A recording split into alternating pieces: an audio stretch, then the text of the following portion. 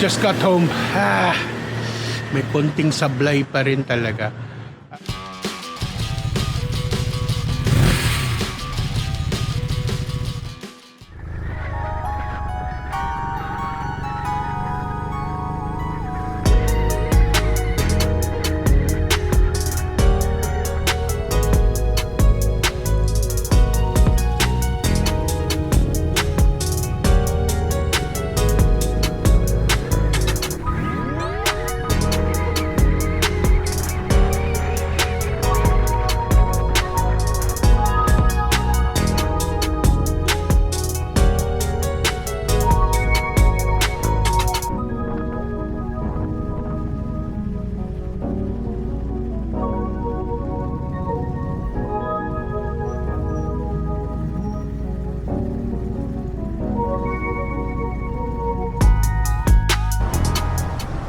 We're here again sa JE Tech and si Emong to have our yung chain guard na bali, hanggang dito yan dati. And then we managed to order a clutch cable from eBay, and we're also having that replaced. Okay, so iwan na natin tong motor kay Emong. So while our bike is in JE Tech being repaired, just 5 minutes away is this Anytime Fitness ZT Center. Ang ganda dito. So next time ang magpapagawa ako kay Emong, at least alam ko na may malapit akong pwedeng tambayan. This is a nice place, Look, a lot of bumper plates. The area can have 4 people doing squats. They have all this new Ziva na bumper plates. Tri-plates, puro dami 25.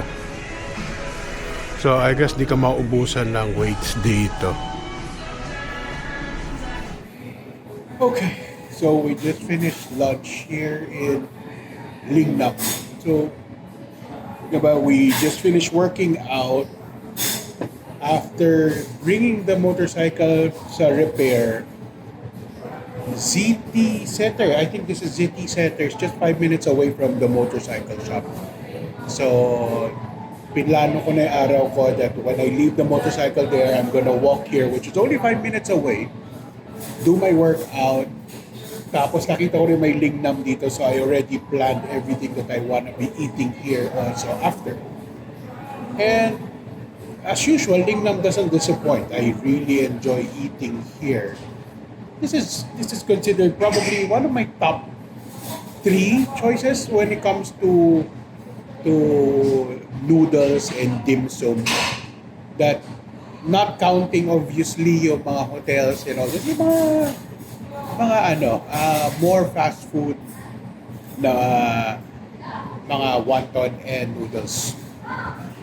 This one, Lingnam, Lukin, and Charlie's Wonton are my top 3 na noodles. Ang natanggal na sa listahan ko is yung Leching. Leching is one of those restaurants that I grew up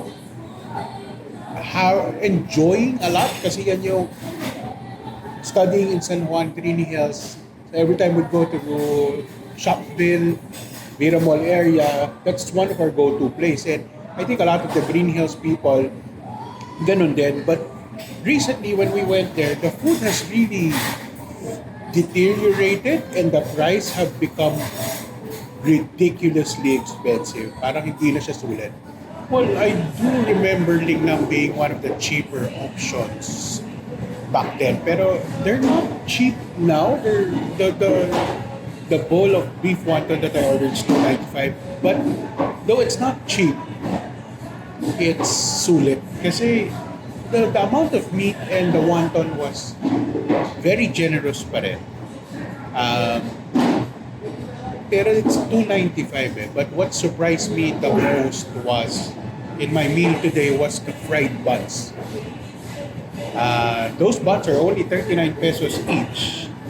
And They come with two flavors. Usually it's just one flavor. Chien Pao is what we used to call it. And it's one of my favorites growing up. I would ask my mom when they would go to Ongpin before to buy me some pao. Uwi na sila. But the traditional one is the pork with chives or pork with kuchay. That's the more traditional. But here they have the pork and chives and they have the asado. I was surprised. I enjoyed the asado also. So that's something I'm really going to be coming back for. Though compared to my other favorites, which is Lingnam and Lukian and Charlie's Wonton, I do like the thinner noodles of Lukian and Charlie's. The noodles of Lingnam is not bad, but it's thicker. Hindi siya yung mas pino. Gusto ko yung pinong noodles eh. Yung parang more of like the Hong Kong style of wonton. This is more thicker one. I'm just waiting for the shop to call me or message me na tapos na yung motor. It's just a 5-minute walk. Pero kanina naligaw ako, lumampas ako ng isang kanto kaya nag 8-minute yung walk ko. Pero 5 minutes lang siya dapat eh.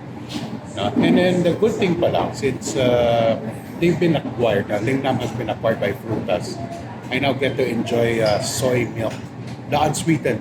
My daughter also loves soy milk pero siya mas gusto niya yung sweetened. Okay. We're just waiting. Okay, bye.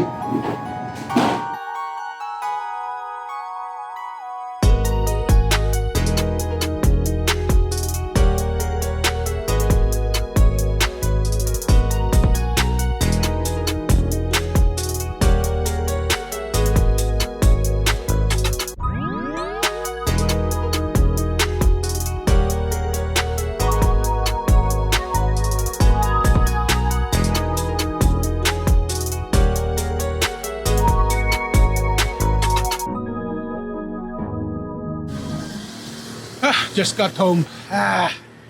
May konting sablay pa rin talaga.